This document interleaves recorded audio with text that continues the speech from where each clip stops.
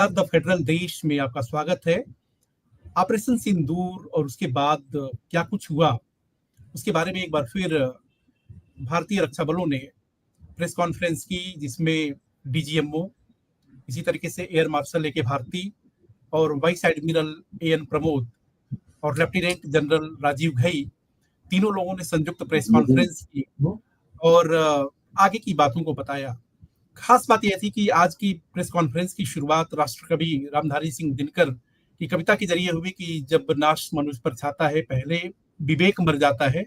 और इस press conference की कई बातें अहम रही, जिसमें रामायण की चौपाई का भी जिक्र किया गया कि विनय न मानत जलति जड़, भय बिन होय न प्रीत। कहने का अर्थ है कि इसके जरिए सेना की तरफ से संदेश दिया गया, जो है कि इशारा साफ है, समझने वाले को वो समझ रहा होगा कि हम कहना क्या चाहते हैं, और हम जब चाहें जहां चाहें हमला कर सकते हैं। अगली लड़ाई के लिए तैयार हैं। हमारे जो एयरफील्ड है पूरी तरीके से सेफ है, हमारे इक्विपमेंट पूरी तरीके से सेफ हैं, हमारे सारे औजार और हथियार, हमारा जुट बरकरार है, और हम किसी भी समय पर अगर किसी दूसरे लड़ाई की जरूरत पड़ी, यद्यपि उसकी जरूरत ना हो, लेकिन हम फिर भी तैयार हैं। एयर मार्शल ए के भारती ने एक बात और कही कि सबसे बड़ी बात यह है कि हमारी ये लड़ाई आतंकवाद के खिलाफ थी, आतंकियों के खिलाफ थी, लेकिन पाकिस्तानी की सेना ने आतंकियों का साथ देना ज्यादा बेहतर समझा और उन्होंने ये लड़ाई अपने खिलाफ मान ली। और हमें यह पता था कि ऑपरेशन सिंदूर के बाद ऐसा कुछ होने वाला है, जिसका हमने माकूल जवाब दे दिया है। इन्हीं सब मुद्दों को समझने के लिए, जानने के लिए, बातचीत करने के लिए हम अपने सहयोगी मनीष कुमार से बात करेंगे, जो खुद इस प्रेस कॉन्फ्रेंस में मौजूद थे और तीनों डीजीएमओ, डीजीएनओ, डीजीएओ, तीनों लोगों ने जो जो बातें कही उनको उन्होंने समझा, सुना और परखा। तो मनीष, आज की जो प्रेस कॉन्फ्रेंस रही है और कल की जो प्रेस कॉन्फ्रेंस हुई थी, दोनों में आपको बुनियादी फर्क क्या है, पहले ये दर्शकों को बताइए। देखिए ललित जी, बुनियादी फर्क कुछ कल तो बहुत ज्यादा इलॉबरेट करके बताया गया कि किस तरीके से, क्योंकि जिस तरीके से प्रोपेगेंडा पाकिस्तान की ओर से फैलाया जा रहा था, तो उस प्रोपेगेंडा को ध्वस्त कल के प्रेस कॉन्फ्रेंस के जरिए किया गया। आज जो प्रेस कॉन्फ्रेंस की गई एयर मार्शल ए के भारती द्वारा, लेफ्टिनेंट जनरल राजीव घई के द्वारा, तो उसमें साफ तौर पे बताया गया कि पाकिस्तान फिर से पाकिस्तान को कटघरे में खड़ा करते उन्होंने साफ तौर पे कहा कि हमारा जो हमारी जो कार्रवाई थी 7 तारीख को, वो पाकिस्तान के खिलाफ नहीं था, वो पाकिस्तान के अवाम के खिलाफ नहीं था, वो आतंकियों के खिलाफ था। लेकिन पाकिस्तान ने इसको अपने खिलाफ मान लिया और जिसके बाद जो है उन्होंने साफ तौर पे कहा कि हमने उन ठिकानों पे पहले उसको टारगेट किया था जहां पे आतंकी के गढ़ थे। बल्कि आपको बताऊं, राजीव घई जो कि उन्होंने कहा भी कि किस तरीके से 2000, उन्होंने बताया कि पैटर्न लगातार जो है आतंकियों का बदलता जा रहा है। पहले उन्होंने जम्मू का हवाला दिया कि किस तरीके से वहां पे तीर्थयात्रियों को टारगेट किया गया और अब जाके पहलगांव में जो है पर्यटकों को टारगेट किया गया। उन्होंने पैटर्न को लेकर बताया और साथ ही साथ एक साफ तौर पे कहा कि हमें यह अंदेशा हो गया था कि हम जब 9 आतंकी ठिकानों को जब हम टारगेट करने जा रहे हैं तो पाकिस्तान जरूर रिटेलिएट करेगा। और इसीलिए हमने अपने एयर मार्शल लेके भारती ने कहा कि हमने अपने एयर डिफेंस सिस्टम को बिल्कुल उस हिसाब से चाक चौबंद कर लिया था। हमारी पूरी व्यवस्था थी, हमने हमारे सारे जो आर्म्स एंड एम्युनिशंस हैं, जो हमारे बचाव के जो उसके पाकिस्तान से जो प्रतिरोध आता उसका सामना करने के लिए जो भी चीजें थी, उसके लिए हम पूरी तरीके से तैयार थे और आखिरकार वही हुआ। पाकिस्तान ने भरपूर कोशिश की, 9 तारीख को, 10 तारीख को जबरदस्त ड्रोन गिराए, लेकिन हमारा जो एयर डिफेंस सिस्टम है वो इतना स्ट्रांग था, उतना परिपक्व था कि उसको बिल्कुल पाकिस्तान उसके आगे विफल साबित हुआ। तो जाहिर तौर पर आपको पता है कि डीजीएमओ की भी बैठक आज होने वाली थी ललित, जो कि अब शाम में बैठक होगी और जाहिर तौर पर जो बहुत सारे एक तरह से संदेश ये देने की कोशिश थी इस प्रेस कॉन्फ्रेंस के जरिए कि पाकिस्तान मानने को तैयार नहीं है, पाकिस्तान बिल्कुल मानने को तैयार नहीं रहा। पहले भी वो स्वीकार नहीं करता रहा, अभी भी वो स्वीकार नहीं कर रहा। सवाल काफी कम लिए आज प्रेस कॉन्फ्रेंस में, मात्र 2-3 सवाल उन्होंने लिए। और एक तो आपको बता दें, जो न्यूक्लियर जो आ रहा है कि न्यूक्लियर वहां पे जो एस्टैब्लिशमेंट है उसको टारगेट किराना हिल्स को लेकर साफ तौर पर उन्होंने इनकार किया कि किराना हिल्स को भारत ने टारगेट नहीं किया है। तो ये तमाम बातें प्रेस कॉन्फ्रेंस में कही गई ललित। और क्योंकि डीजीएमओ की जब बैठक होगी जिसपे सबकी निगाहें हैं उसमें क्या होता है, उसके बाद और ज्यादा चीजें निकल कर सामने आएगी कि दोनों देशों के बीच जो सीज फायर की घोषणा हुई है शनिवार को, वो आगे किस दिशा में जाता है। मनीष, इस प्रेस कॉन्फ्रेंस को मैं भी सुन रहा था, उसमें PL-15 की बात हो रही थी और उसको चाइना लिंक से जोड़ा गया, चाइना से लिंक करके देखा गया। ये कितनी अहम बात है कि PL-15 मिसाइल का इस्तेमाल पाकिस्तान की तरफ से किया गया था, वो मिस कर गया था। तो ये चाइना का जो लिंक आ रहा है, इसको किस तरीके से आप देख रहे हैं? देखिए, आपको पता है ललित कि पाकिस्तान के पास जो उसके लड़ाकू विमान है, चाहे वो उसके जो मिसाइल हैं, वो चीन से लगातार वो खरीदता रहा, चाहे चीन उसको सप्लाई करता रहा है। और आपने जिस PL-15 मिसाइल की बात की, जरूर PL मिसाइल पाकिस्तान के पास था, लेकिन वहां पे साफ तौर पे जो हमारे DG air operation air marshal AK Bharti ने साफ तौर पे कहा कि दुश्मन का जो ये मिसाइल है और चीन का जो मिसाइल है, वो मिसाइल अपने टारगेट को मिस कर गया। यानी चीन का ये मिसाइल किसी तरीके से सक्सेस नहीं रहा। ये चीन के लिए भी झटके की बात है। और जाहिर तौर पर पाकिस्तान चीन के असला पे, बारूद हथियार पे, उसके मिसाइल पे, उसके ड्रोन पे, उसके एयरक्राफ्ट पे भरोसा करता है, उसके लिए भी ये झटके की बात है। और जरूर चीन में भी बौखलाहट होगी अंदर खाने वहां पे कि उसका PL-15 जो मिसाइल जो है वो नाकाम रहा। तो ये एक बड़ी बात है। लेकिन आपको पता है कि न केवल चीन का PL-15 मिसाइल, बल्कि इजिप्ट, तुर्की का भी जो ड्रोन है उसका इस्तेमाल पाकिस्तान ने किया।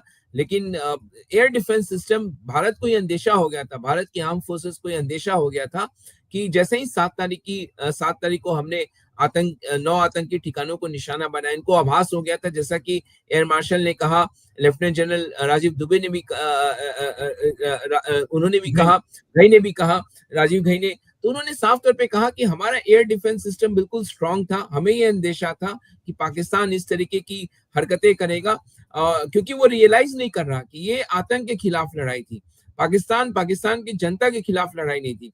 और यही समझने में अभी वो भूल कर रहा, जो कि आपने चौपाई के जरिए अपने संबोधन में शुरू में कहा कि जो चौपाई उन्होंने रामचरितमानस का पढ़ा और उसका साफ तौर पे उसका सारांश आपको पता होगा, लेकिन जो सारांश उसका है रामचरितमानस का, उसमें यह है कि भगवान श्री राम को लंका जाना था, समुद्र किनारे वो समुद्र से कह रहे थे कि भाई हमारे सैनिकों को आप पहुंचा दो उस पार। समुद्र जो है वो तैयार नहीं हो रहा था, और जिसके बाद भगवान श्री राम को अपना रौद्र रूप दिखाना पड़ा।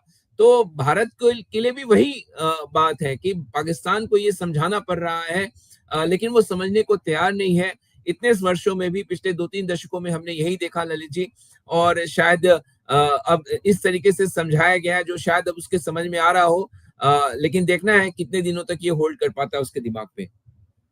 मनीष, सबसे बड़ी बात है कि जब डीजीएमओ की जो प्रेस कॉन्फ्रेंस शुरू हो रही थी, तो राष्ट्रकवि रामधारी सिंह दिनकर की जब नाश मनुष्य पर छाता है, पहले विवेक मर जाता है, से शुरू हुआ। और उसके बाद आप देखेंगे कि प्रेस कॉन्फ्रेंस में अलग अलग तरीके से, किस तरीके से डीजीएमओ ने विराट कोहली का भी जिक्र किया, उनके क्रिकेट का जिक्र किया, 70 के दशक का जिक्र किया, एशेज का जिक्र किया, डेनिस लिली और जेफ थॉमसन का भी, और ऑस्ट्रेलिया इंग्लैंड के एशेज के जो मुकाबले थे उसका भी उन्होंने जिक्र किया। मनीष, मतलब 2025 में ऑपरेशन सिंदूर होता है, उसके बाद पाकिस्तान की तरफ से एयर स्ट्राइक करने की बात आती है, उसको नाकाम कर दिया जाता है। तो इसमें 1970 के एसेज का, 1970 के एसेज का, जिसमें लिली और थॉमसन, इन दोनों का जिक्र करने का क्या मतलब था? उससे क्या पैरेलल वो ड्रॉ कर रहे थे? नहीं, उसके आगे यही है कि आपको याद है कि इंग्लैंड के बल्लेबाज जो है वो डेनिस लिली और जेफ थॉमसन का सामना नहीं कर पा रहे थे। और उस समय क्योंकि मैं बहुत ज्यादा उन तथ्यों में जाके क्रिकेट के इतिहास में मैं अभी आपको नहीं जा पाऊंगा, लेकिन आपको पता है कि डेनिस लिली, जेफ थॉमसन के आगे पूरी इंग्लिश जो टीम थी, एशेज, आपको पता है इंग्लैंड और ऑस्ट्रेलिया के बीच जो एशेज जो मुकाबला होता है उसकी अपने आप में बहुत गरिमा और बहुत प्रतिष्ठा होती है। और ऑस्ट्रेलिया के जो एक से एक गेंदबाज थे उसके आगे, और डेनिस लिली तो अपने समय के बहुत ही अच्छे, जो हम लोग पढ़े हैं जानते हैं उनके बारे में, बहुत ही शानदार गेंदबाज थे, वही जेफ थॉमसन का था। और जेफ थॉमसन के गेंदबाजी के आगे, उनके पेस के आगे, उनके बाउंसर्स के आगे इंग्लैंड के बल्लेबाज टिक नहीं पाए। तो उसी को वो दर्शा रहे थे, उन्होंने हवाला दिया और जाहिर तौर पर विराट कोहली का भी उन्होंने जिक्र किया, बताया, ये भी बताया कि वो हमारे बहुत ही फेवरेट बल्लेबाज है। तो एकदम। क्रिकेट के उदाहरण के जरिए, चौपाई के जरिए सेना का, ये तीनों सेना के जो प्रतिनिधि वहां पे थे वो मौजूद थे प्रेस कॉन्फ्रेंस में। उन्होंने कहा आज नेवी के भी वहां पे जो एडमिरल वहां पे मौजूद थे, हाँ, आपको बता दूं। मनीष सबसे सबसे बड़ी चीज है कि आज एएन प्रमोद ने कहा, उसमें कराची का जिक्र किया बड़ा साफ तौर पे, ये जिक्र आया कि किस तरीके से वहां उसको भी हमने निशाना बनाया था, जो टारगेट किया था। तो मतलब अगर ये देखा जाए तो आज खुल करके ये बात सामने आ गई कि पाकिस्तान की तरफ से जो प्रोपेगेंडा रचा जा रहा था कि उसका कोई नुकसान नहीं हुआ, ये तमाम सारी बातें, वो आज फैक्ट एंड फिगर के जरिए वो सारी चीजें मतलब झूठ साबित होती है जो पाकिस्तान की तरफ से क्लेम किया जा रहा था। और भारतीय जल थल नभ तीनों ने अपने शौर्य को इस पूरे ऑपरेशन के दौरान और ऑपरेशन के बाद दिखा दिया है कि भारत की सेना प्रोफेशनली अपने फर्ज को अंजाम देती है और किसी भी डिफिकल्ट टास्क को वो आसानी से नस्तानाबूद कर सकती है। बिल्कुल। अपने जो वाइस एडमिरल की जो बात की, उन्होंने जो कहा, आपको याद होगा ललित जी, हम लोग लगातार इस पे चर्चा करते रहे हैं। और अरब सागर में इंडियन नेवी बहुत पहले से एक्टिव हो गई थी। विक्रांत हमारे जो युद्धपोत है वो वहां था, हमारे जो पनडुब्बी वो वहां पे तैनात थे। और साथ ही साथ उन्होंने ये जिक्र किया, उन्होंने कहा कि वहां पे हमारा aircraft carrier with large number of MiG-29 के फाइटर्स एयरबोर्न और हेलीकॉप्टर में जो एयरबोर्न जो पूरा डिटेक्ट कर लेता है अपने कि कोई हमला करने तो नहीं आ रहा, तो वो पूरे सिस्टम वहां पे तैनात थे। और जिसके जरिए पाकिस्तान की समुद्री जो सीमा है उसके जरिए एक तरह से घेराबंदी हो गई थी उस जगह से। वो कोई भी कार्रवाई करने में, क्योंकि आपको पता है गुजरात की सीमा अरब सागर से सटी हुई है, और वहां से तो इस तरीके से नेवी ने घेराबंदी पाकिस्तान का कर दिया था कि उसके लिए बिल्कुल संभव नहीं था कि उस किले को वो भेद कर पाए, उस चक्र को वो भेद पाए। और ये नेवी की खासियत थी, और नेवी एक तरह से शील्ड का काम कर रही थी ये तमाम ऑपरेशन का को दे रही थी। तो ये एक नेवी का भारतीय नौसेना का पराक्रम था, जो उनके पराक्रम से हम सभी परिचित हैं। और जाहिर तौर पर आज तीनों सेना के प्रतिनिधि इस प्रेस कॉन्फ्रेंस में मौजूद थे, तो उन्होंने अपने अपने जिस तरीके से एडमिरल ने कहा, उसी तरीके से लेफ्टिनेंट जनरल ने कहा। इसके बाद हम एयरफोर्स ने जिस तरीके से बातें कही, तो जाहिर तौर पर तीनों के पराक्रम से ही ऐसा संभव हो सका है कि पाकिस्तान को घुटने टेकने पड़े हैं, उसको सीज फायर के लिए मजबूर होना पड़ा है। अब यहाँ से देखना है ललित जी कि कितने दिनों तक पाकिस्तान इस स्थिति में कायम रहता है, क्योंकि हम लोग की जो अनुभव है उसके हिसाब से बहुत मुश्किल है, क्योंकि आतंक उसका सबसे बड़ा प्रोपेगेंडा है, उसको वो फैलाता रहा है। तो क्या यहाँ से अंतर्राष्ट्रीय दबाव जिस तरीके से पाकिस्तान पे भी पड़ा है, वो क्या अब संभलता है कि नहीं संभलता है। और उसको भी पता चल गया है कि भारत ने एक्ट ऑफ वॉर आतंक को अब बता दिया है। अगर वो कोई भी इस तरीके का कायराना हरकत अब भारत में करेगा, उसको एक्ट ऑफ वॉर माना जाएगा, और उसके बाद उसके खिलाफ उसी तरीके से जो है जवाबी कार्रवाई की जाएगी।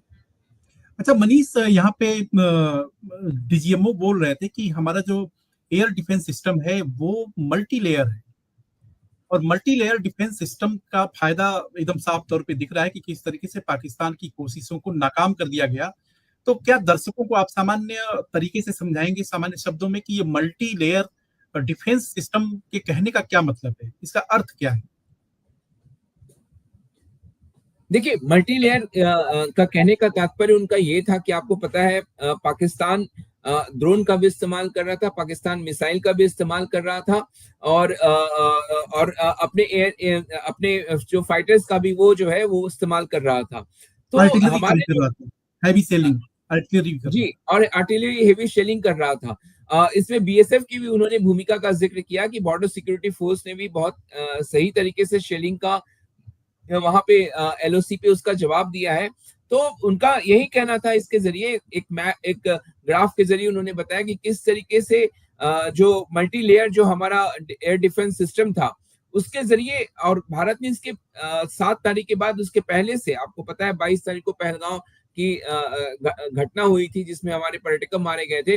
उसके बाद जब भारत ने ये शुरू कर दिया था कि वो इन आतंकी ठिकानों को नष्ट करेगा, और 7 तारीख को जब कार्रवाई की गई, उस समय तक भारत ने अपने एयर डिफेंस सिस्टम को मल्टी लेयर इस तरीके से तैयार कर लिया था, चाहे वो आर्टिलरी के जरिए, चाहे वो ड्रोन के जरिए, चाहे मिसाइल के जरिए, चाहे लड़ाकू विमान, किसी भी तरीके से अगर पाकिस्तान ऐसा कोई दुस्साहस करेगा तो उसको उसी तरीके से उसका जवाब दिया जाए। अपने भारतीय वायुसेना अपने जो आर्मी के एसेट्स हैं, अपने तमाम एसेट्स हैं, अपने जो एयरफील्ड्स हैं, उसका वो सुरक्षा कर सके, साथ साथ नागरिकों की रक्षा कर सके, साथ साथ जो हमारे वित्तीय तौर पे जो बहुत प्रमुख संसाधन जो पंजाब से लेकर गुजरात से लेकर राजस्थान में मौजूद है, जम्मू कश्मीर में, उसकी रक्षा की जा सके।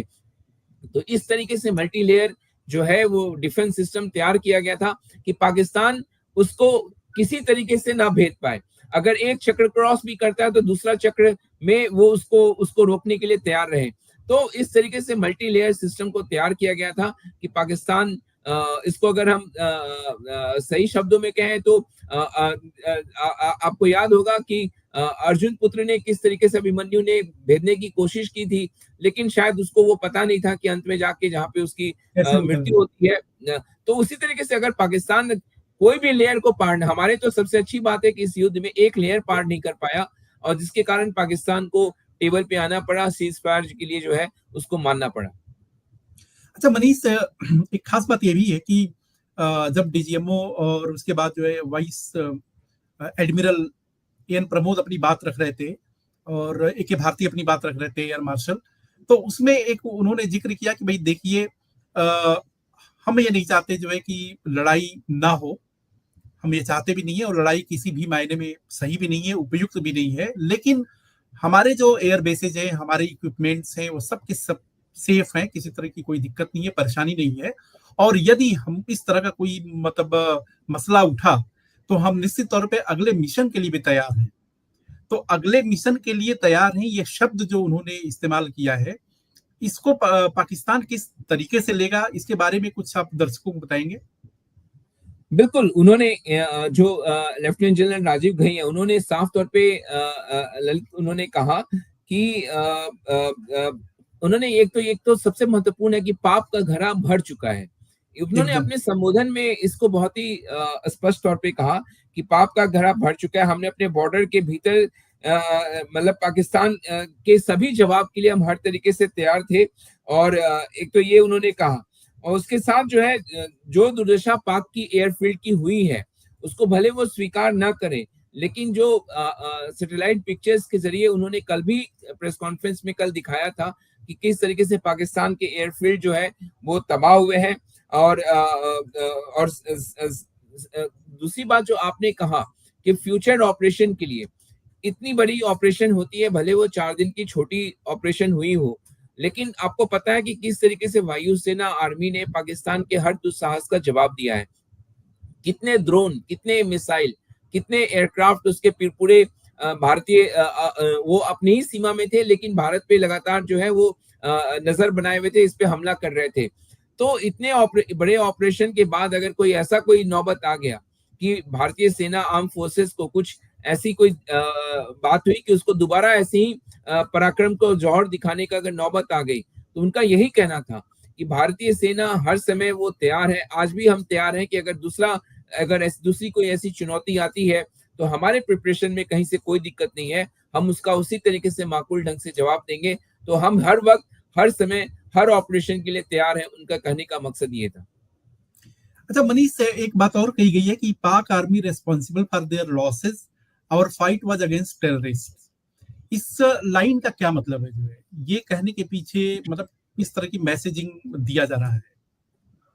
नहीं, इसका मैसेजिंग यही है। इसका इकोनॉमिक टर्म्स में जनरली क्या होता है कि दो देशों के बीच में अगर लड़ाई होती है तो फिर अल्टीमेटली एक देश कहता है कि भाई हमको इकोनॉमिक तौर पे लॉस हुआ है और उसका हमको कंपनसेशन दिया जाए, मुआवजा दिया जाए, ये तमाम सारी चीजें को लेकर के एलेज भी करता है।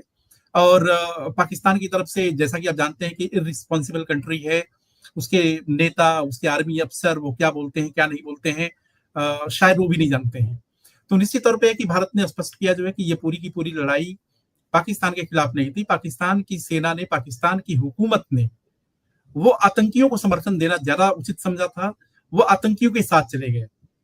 तो मतलब इस तरह की बात कहने के पीछे क्या एक मकसद है? इंटरनेशनल कम्युनिटी को क्या संदेश देने की कोशिश है?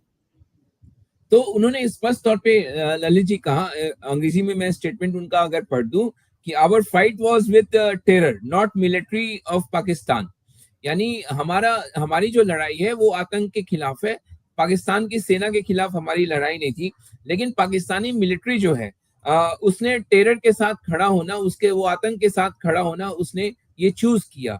और चूज किया तो क्योंकि भारतीय सेना को इस बात का आभास था, और 7 तारीख को जिस तरीके से सर्जिकल 9 स्ट्राइक की गई, 9 आतंकी ठिकानों को जिस तरीके से नष्ट किया गया, उसके बाद भारतीय आर्म फोर्सेस को पूरी तरीके से आभास था, क्योंकि पाकिस्तानी सेना के चाल चरित्र को वो पहले से देखते आए हैं और उसके चाल चरित्र से वो वाकिफ थे।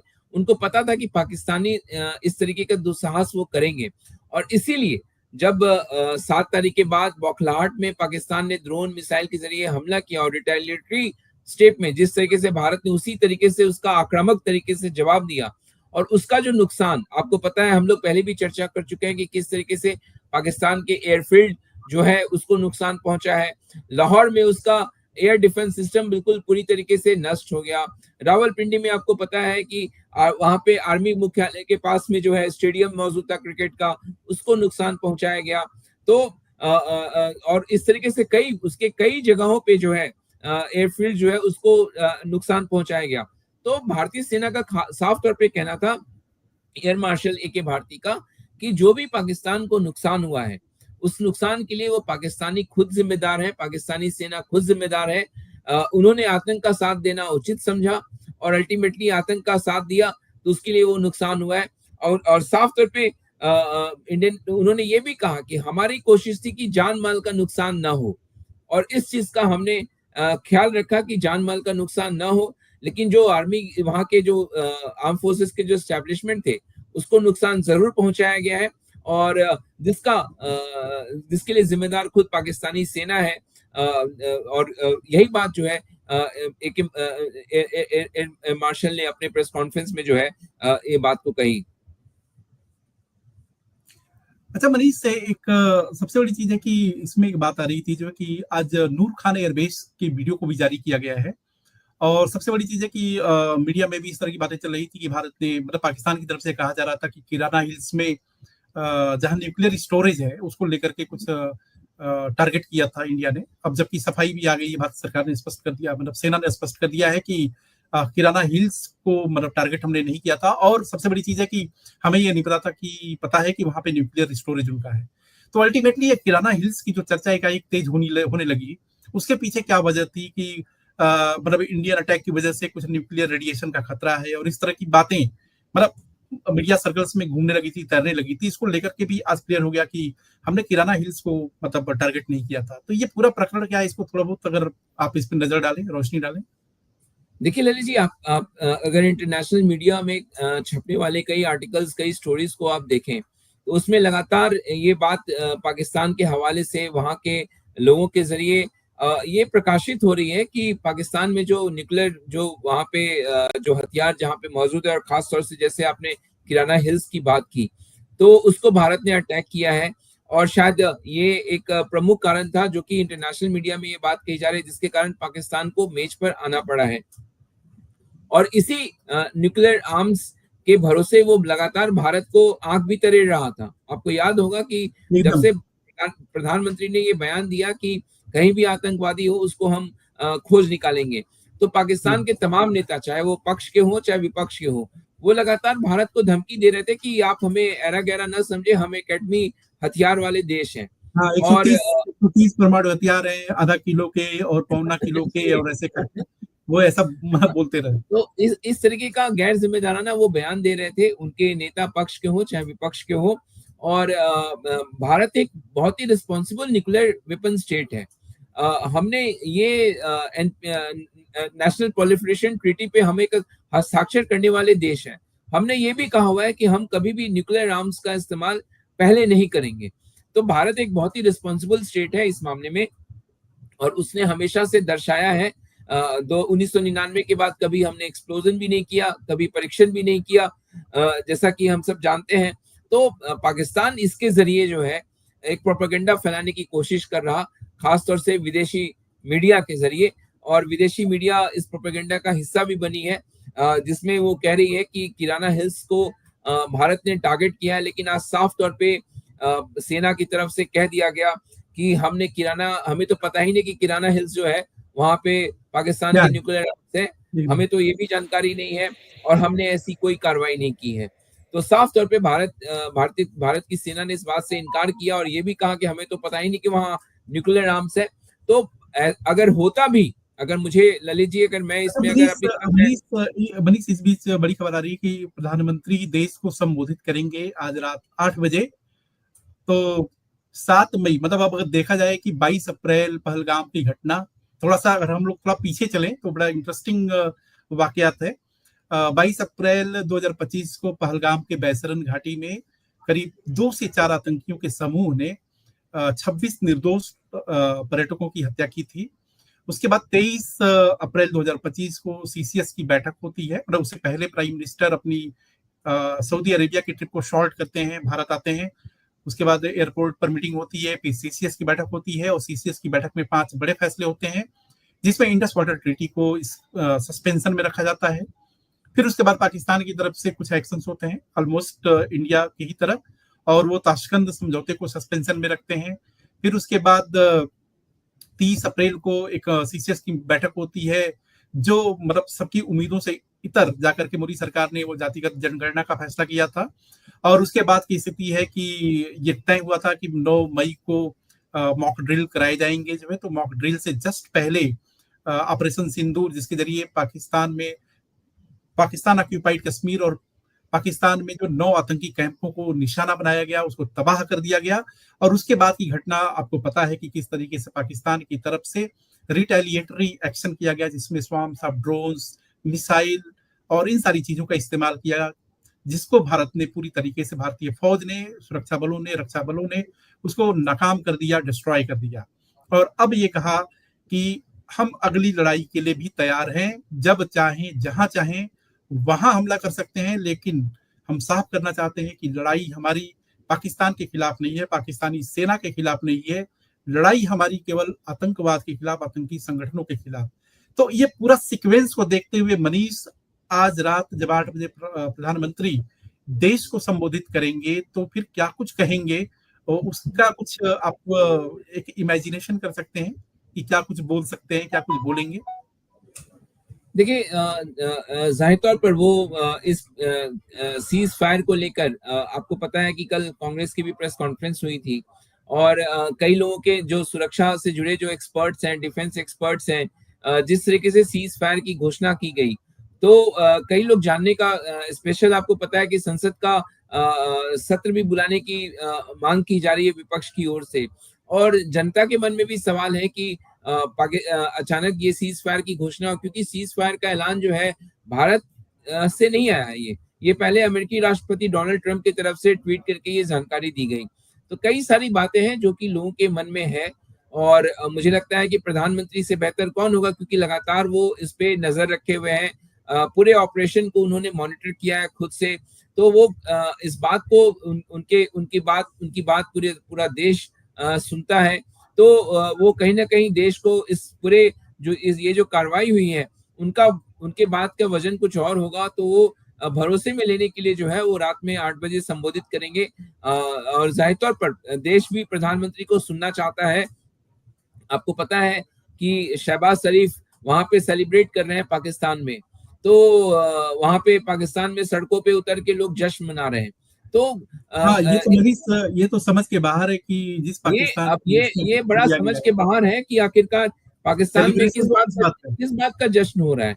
उनको एक तरफ तो उनके किराना हिल्स पे एक तो मिस इन्फॉर्मेशन फैला रहे हैं भारतीय सेना के बारे में, फिर सड़कों पे उतर के जश्न मना रहे हैं। शहबाज शरीफ भी राष्ट्र के नाम संबोधन कर रहे हैं, उनके तमाम नेता बोल रहे हैं, उनके डिफेंस एक्सपर्ट्स बोल रहे हैं। तो ये जो प्रोपेगेंडा जो पूरा चल रहा है, जिसमें पूरी दुनिया की नजर है, तो जब प्रधानमंत्री मोदी खुद संबोधित करेंगे तो ये प्रोपेगेंडा जो है पाकिस्तान का, अचानक से वो ध्वस्त हो जाएगा। वो सिलसिलेवार तरीके से देश को बताएंगे कि पिछले 22 तारीख के बाद से, और आज जबकि आज 12 तारीख हो गया, 20 दिन हो चुके हैं इस पूरे वाकया को, पहलगाम का। तो उसके बाद वो बताएंगे कि इस दरमियान कैसे कैसे निर्णय सरकार ने लिए, क्या लिए, और भविष्य में अगर पाकिस्तान इस तरीके का कोई भी दुस्साहस करता है तो वो किस तरीके से उसका जवाब दिया जाएगा। तो देश को भरोसे में और देश को बताने के लिए वो आज राष्ट्र के नाम अपना संबोधन देंगे। तो यही उनसे उम्मीद की जा रही है और यही समझ में आ रहा है कि जिसके कारण उन्होंने खुद निर्णय लिया है कि हम जो है वो संबोधन करेंगे।